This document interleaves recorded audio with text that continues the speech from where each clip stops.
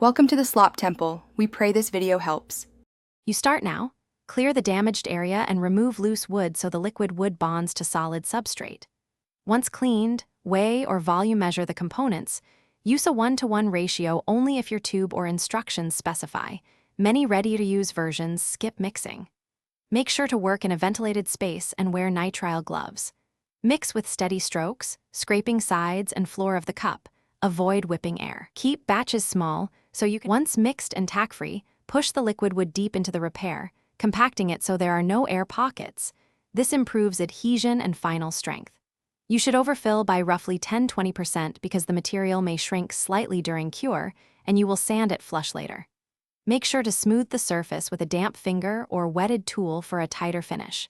If the product skins quickly, work in smaller sections. Clean tools before full cure. After full cure, usually several hours to overnight, sand starting with 120 grit and progress to 220–320 for a seamless blend. Use light passes to avoid heat. You can stain or paint, but test a small area. Some formulations seal the wood and alter stain absorption, so a thin tint coat or dye works better. If a repair pulls free, don't panic.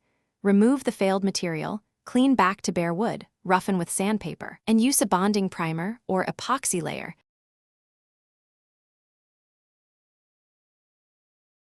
Thanks for watching. Consider subscribing if we helped you.